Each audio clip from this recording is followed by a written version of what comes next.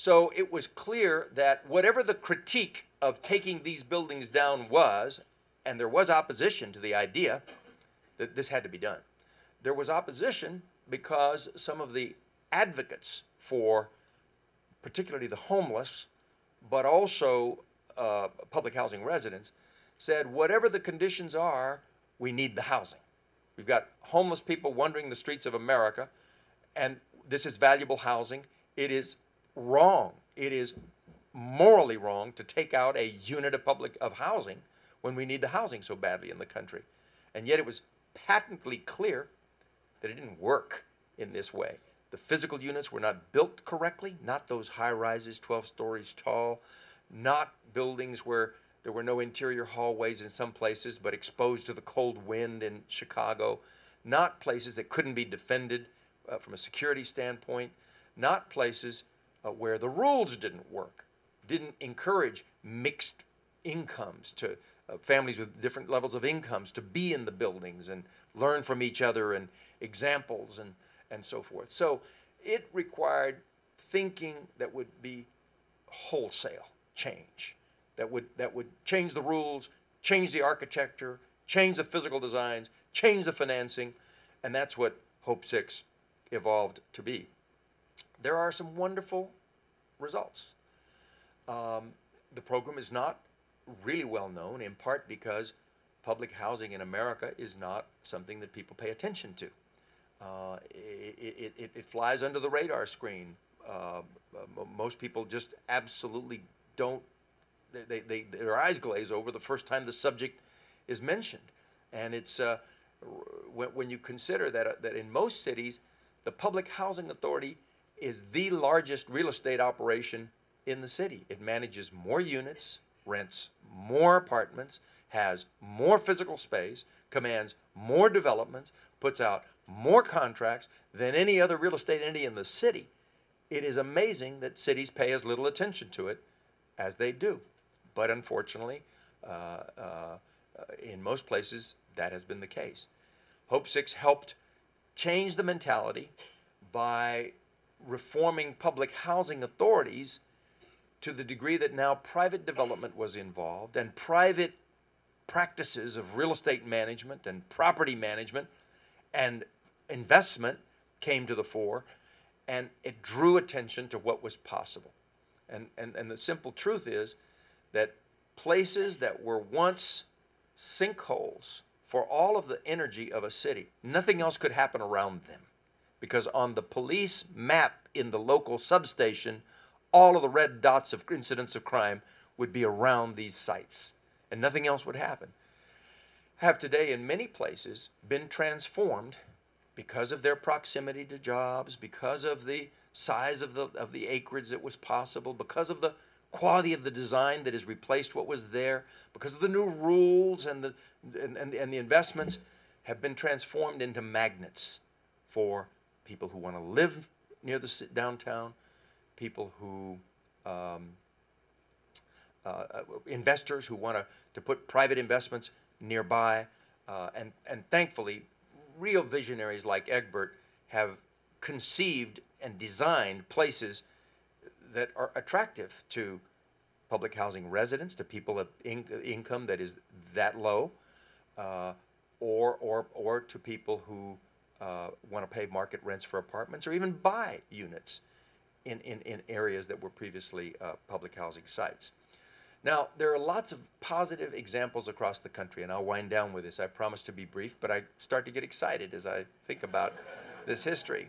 First, there are excellent examples of knock-me-over projects, beautiful projects. A place like Holly Park in Seattle, where they've done a fabulous job. You might imagine Seattle is sort of environmental country. This is a completely green site with really innovative practices that are sustainable and green. Like the way they built the roadways so that they curve at a certain angle and the water runs off into swales and it goes into lakes on the site and so forth. Beautiful, beautiful. Or places like Park Duval in Louisville, which is one of the more attractive physical designs. places that Richard Barron built in Pittsburgh, Allegheny Terrace, and some particular sites there. Places run by some of the public housing authorities that have always been high quality, like Denver's projects. One in particular across the street from a community college, so that residents are encouraged to participate in community college programs, and it takes on the aspects of a campus, what we called a campus of learners, people who are in public housing not for life, but to learn and to advance their their self-improvement. And then there are places that maybe the individual sites are not as exciting, but they have done something special in the aggregate, like Baltimore. Early on in the program, the mayor of Baltimore came in to see me, Kurt Schmoke, with his predecessor, who was now the governor of Maryland, Governor Schaefer. And they basically said, we like your program, we want 4 of them. Said, well, you know, you have to apply every year for one, and you know, you're lucky if you every second or third year are going to get one of these. And Governor Schaefer said, no, you don't understand. I want 4 of them. We have 4 public housing developments, and each of them was like 10 towers in a complex, right? Imagine 10 buildings, about 10 stories each, in the conditions that I described earlier where the police wouldn't let us go in. And he said, I want to take them all out in one fell swoop. Well, we couldn't accommodate him on 4 grants, but we did commit to a sequencing of the 4. So today, if you go to Baltimore, Lafayette, Flag, Murphy, and Lehigh, the four high-rise public housing towers complexes are gone. In their place, lower-scale townhomes, very attractive, but not as attractive as the best individual projects, but some very, very nice places. Certainly much nicer than what existed before. So that's an example of a city that had a strategy, and the strategy was basically, we want 4, and we're going to do 4. And they did do 4 over time. Atlanta's strategy is a little bit different. It didn't start with, we want to do 4, but as I said earlier, and I use these words advisedly, I mean what I say. Atlanta has done the best job of any city in the country of using a variety of strategies, not just Hope 6, but improvement and modernization funds and other investment funds, private investment, and slowly transform the entire system.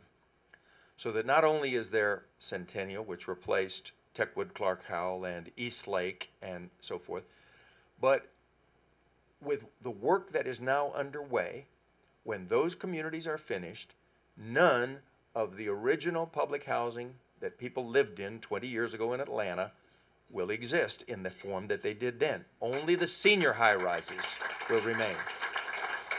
So I think Atlanta is the first city that can say, given the impetus of this program, the entire system changed, and a combination of people coming back to sites, market homes, for sale, schools, both at Eastlake, charter school, Centennial in the central city, and Section 8 for individuals, and the aggregation of Section 8 to create additional new kinds of subsidy-based apartments. Using all of those strategies, public housing in Atlanta is just not what it was before. And it is, in fact, a model for the country.